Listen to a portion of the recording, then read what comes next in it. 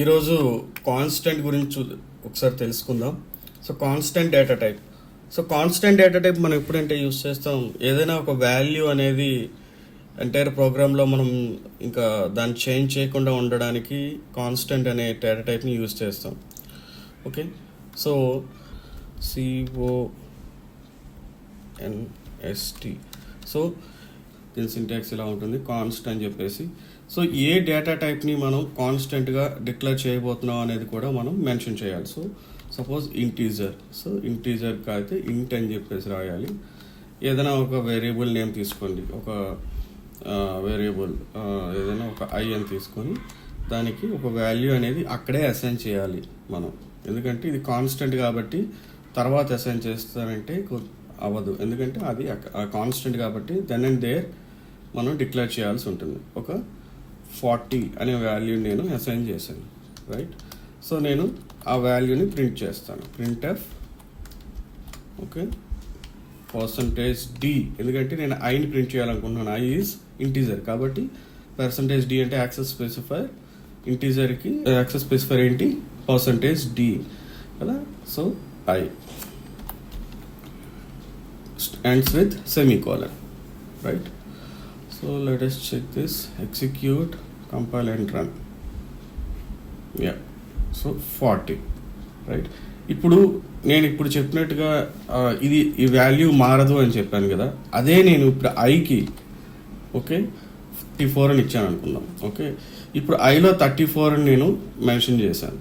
So ఇప్పుడు ఏం జరుగుతుందో చూద్దాం. చూడండి, ఎర్రర్ వచ్చింది మనకి.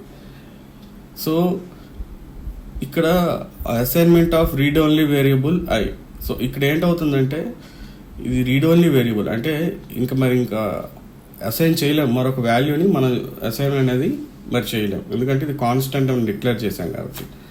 సపోజ్ నేను అదే ఇంటీజర్, నార్మల్ ఇంటీజర్గా నేను దీన్ని డిక్లేర్ చేస్తే ఐ కెన్ అసైన్ దట్ 34 అనేది నేను అసైన్ చేయొచ్చు. చూసారా? సో 34 అని వస్తుంది, ఎందుకంటే ఫస్ట్లో 40 ఉండేది, తర్వాత నేను i = 34 అని పెట్టాను. సో 40 రీప్లేస్ అయిపోయి 34 వస్తుంది. సో ఇప్పుడు నేను printf అనేటప్పుడు 34 అనేది లాస్ట్లో ఏ వాల్యూ ఉందో ఆ వాల్యూ ఇక్కడ డిస్ప్లే అవుతుంది, right. So this is about constant. కాన్స్టెంట్కి ఇంటీజర్, అదే కాన్స్టెంట్కి నార్మల్ డేటా టైప్కి అదే డిఫరెన్స్. నెక్స్ట్ ఏం చేద్దామంటే ఆపరేటర్స్ గురించి తెలుసుకుందాం. సో ఆపరేటర్స్ అనేవి మనకి ఇంతకుముందు మనం చెప్పుకున్నట్టుగా ఎడిషన్ ఆపరేటర్స్ అని, అలాగే మల్టిప్లికేషన్, సబ్స్ట్రాక్షన్, డివిజన్ అనేది మనం చూసాం కదా. అలాగే అన్నీ చూద్దాం ఒకసారి. ఆపరేటర్స్ ఏముంటాయి మనకి? ప్లస్ అంటే ఎడిషన్, అలాగే మైనస్ అంటే సబ్స్ట్రాక్షన్. ఓకే, సబ్స్ట్రాక్షన్ అవుతుంది. తర్వాత స్టార్ అంటే కనుక మల్టిప్లికేషన్. ఓకే, తర్వాత డివైడెడ్ బై అంటే డివిజన్, రైట్. సో డివిజన్ అవుతుంది. అలాగే పర్సంటేజ్ అనక దాన్ని మోడ్ అంటాము యాక్చువల్గా. సో దాన్ని యాక్చువల్గా ఏమంటారంటే మాడ్యులస్. ఓకే, మాడ్యులస్ అంటాం, లేదా మోడ్ అని అంటాం దాన్ని. Okay, fine. తర్వాత ప్లస్ అని అంటాం. ప్లస్ డబుల్ ప్లస్ అంటే కనుక దాన్ని ఇంక్రిమెంట్ ఆపరేటర్ అంటాం దీన్ని. ఓకే, అలాగే అదేవిధంగా మైనస్ అనేది ఉంటుంది, దీన్ని డిక్రిమెంట్ ఆపరేటర్ అంటాం, రైట్. సో ఇవి ఆపరేటర్స్. ఈ ఆపరేటర్స్ అన్నిటిని ఏమంటారు అంటే అర్థమెటిక్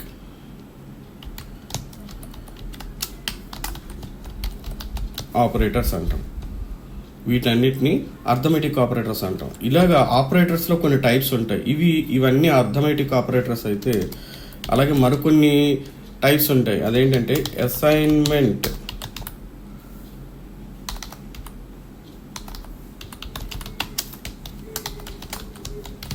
ఆపరేటర్స్ అని ఉంటుంది. అలాగే comparison operators. Next logical operators అని ఉంటాయి.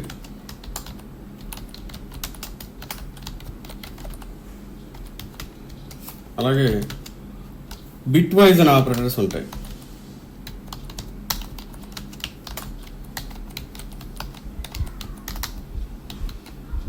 ఓకే. సారీ. సో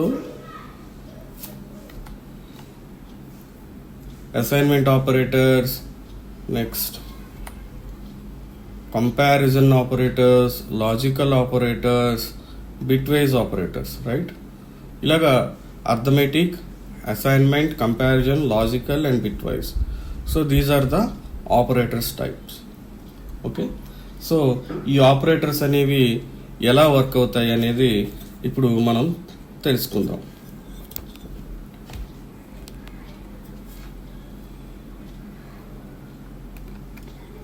సో ఇంతకుముందు క్లాస్లో చెప్పుకున్నట్టుగా ఎడిషన్ అనేది మనం చెప్పుకున్నాం. C is equal to A plus B అంటే కనుక ఇది ఎడిషన్ ఆఫ్ 2 నెంబర్స్ కదా. అలాగే C is equal to A minus B అంటే కనుక ఇది ఎడిషన్ సబ్స్ట్రాక్షన్ ఆఫ్ 2 నెంబర్స్ కదా. అలాగే వీటిలోని ఇంకా డివిజన్ అంటే ఏ బై బి, అలాగే మల్టిప్లికేషన్ ఏ స్టార్ బి, అవునా.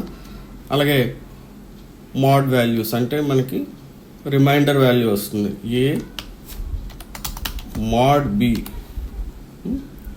ఇలా వస్తుంది మనకి ఆ రిజల్ట్ అనేది వస్తుంది. సో ఏ స్టార్ బి ఇంతవరకు చూసాం మన ప్రోగ్రామ్స్. ఓకే. ఏ మోడ్ బి కూడా ఒకసారి చూద్దాం.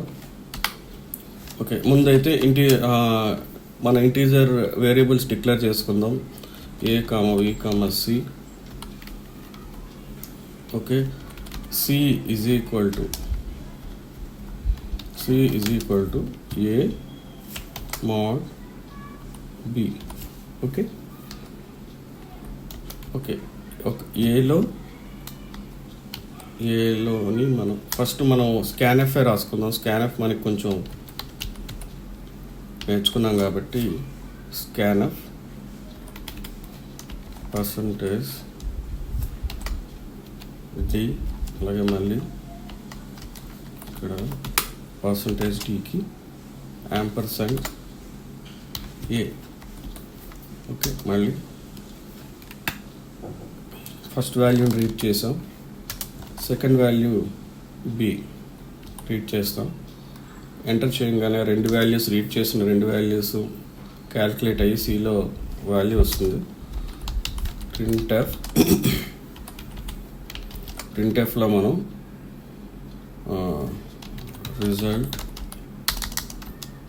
రిజల్ట్ ఈజ్ అని మనం డిస్ప్లే చేద్దాం. Result is again percentage D C. Okay. So ఇక్కడ కూడా మనం కొంచెం ఒక స్టేట్మెంట్ అనేది డిస్ప్లే చేద్దాం. Enter 2 values. ఓకే. అని మనం ఒక ప్రింట్ఎఫ్ స్టేట్మెంట్ అనేది ఇద్దాం. ఓకే. ఈ కింద ఇవన్నీ తీసేయాలి అంటే ఇది సింటాక్టికల్ ఎర్రర్ వస్తుంది లేకపోతే. సో ఇక్కడ చూద్దాం, కంపైల్ అండ్ రన్ చేద్దాం. Okay. Compile and run. Now it is asking for enter 2 values. Okay. Okay.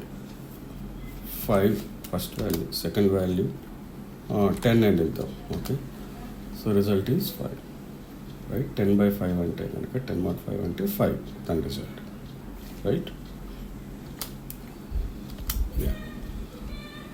అలాగే మరొకసారి చూద్దాం. 12 నెక్స్ట్ 24, రైట్. దీని మోడ్ వాల్యూ ఏంటంటే 12, right. So this is all about the mod operator, right? Yeah.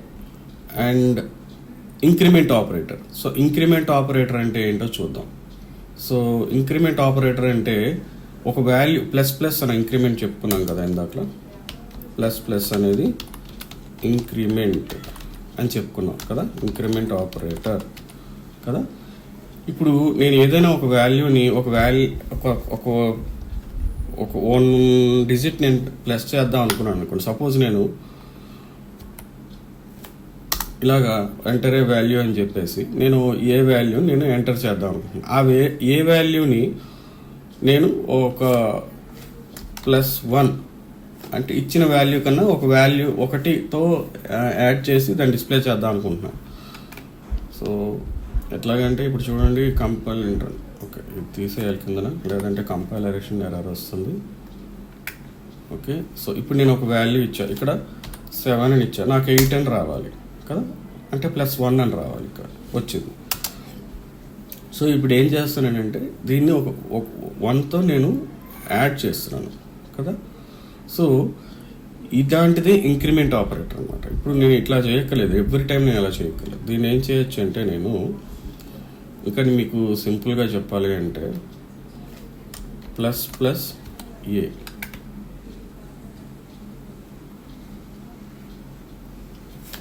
+7 అని ఇస్తే కనుక ఇక్కడ నాకు 8 అని వచ్చింది. అంటే ఈ ++a అంటే it is equal to a+1 అని అర్థం. సో ఇంతకుముందు మనం చూసారా, ఇంతకుముందు ఏమని ఇచ్చాం, ఇది a+1 అంటే 1తో ఇంక్రిమెంట్ అవ్వటానికి దీని అర్థం ఇలా ఇచ్చాం. సో ఇప్పుడు ++a అంటే దీని అర్థం ఏంటంటే a+1 అని అర్థం. Okay right. So this is about increment operator. Like wise decrement operator అలాగే -a అని ఇచ్చాం అనుకోండి. సో ఒక వాల్యూ తగ్గుతుంది, ఇచ్చిన ఇన్పుట్కి ఒక వాల్యూ అనేది తగ్గుతుంది. ఓకే, అదే 7 ఇస్తే నాకు 6 వస్తుంది. This is about the decrement operator అనమాట.